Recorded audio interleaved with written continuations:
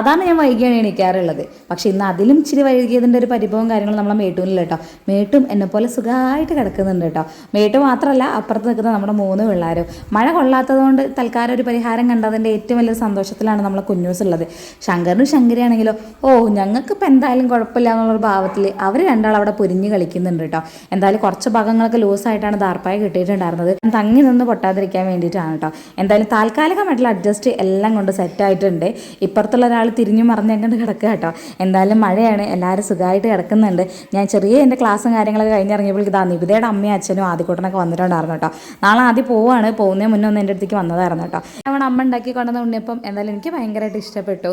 ആദ്യക്ക് ചെറിയൊരു പനിയും കാര്യങ്ങളൊക്കെ കഴിഞ്ഞതിൻ്റെ ക്ഷീണം മുഖത്തുണ്ട്. അതുകൊണ്ട് തന്നെ ഒരൊറ്റ ബിസ്ക്കറ്റും ആളങ്ങോട്ട് നിർത്തിയിട്ടുണ്ടായിരുന്നു കേട്ടോ. ഈ ചായ കുടിച്ചുകൊണ്ടിരിക്കുന്നുണ്ടെങ്കിൽ അവൻ്റെ ബർത്ത്ഡേനെ പറ്റി പറയായിരുന്നു കേട്ടോ. അടുത്ത മാസമാണ് അവൻ്റെ ബർത്ത്ഡേ, അന്ന് ഞാൻ വരും എന്നൊക്കെ ആൾ പറഞ്ഞിട്ടുണ്ട്. വരാൻ സാധ്യത വളരെ കുറവാണ്.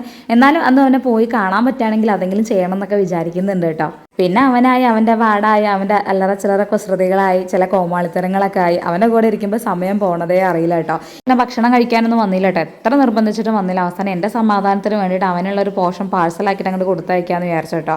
അവിടെ അച്ഛമ്മ ഒറ്റയ്ക്ക് ആയതുകൊണ്ട് തന്നെ അവർ പെട്ടെന്ന് തന്നെ അങ്ങോട്ട് ഇറങ്ങുകയാണ് കേട്ടോ. പറഞ്ഞാൽ 1 മണിക്കൂർ കഷ്ടിച്ചു വന്നു വരെ സംശയം തന്നെയാണ്.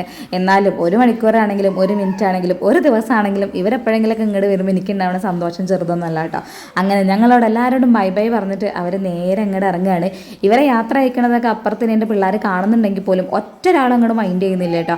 ആദ്യം പോവാണ്, ഒന്നും പറയാനില്ല എന്ന് ചോദിച്ചിട്ട് വരെ ഒരാൾ തിരിഞ്ഞു നോക്കിയിട്ടില്ലായിരുന്നു. അവസാനം മനസ്സിലായി ചെറിയൊരു പിണക്കത്തിലാണെന്ന്. പിന്നെ ഒന്നും നോക്കിയില്ല, നേരെ അവർക്ക് ഉണ്ടാക്കിയ കോഴിയുടെ ലിവറും ക്യാരറ്റ് പുഴുങ്ങിയതും കൂടി കുഴച്ചങ്ങോട്ട് ചോറങ്ങോട്ട് കൊടുത്തു കേട്ടോ ഞാൻ.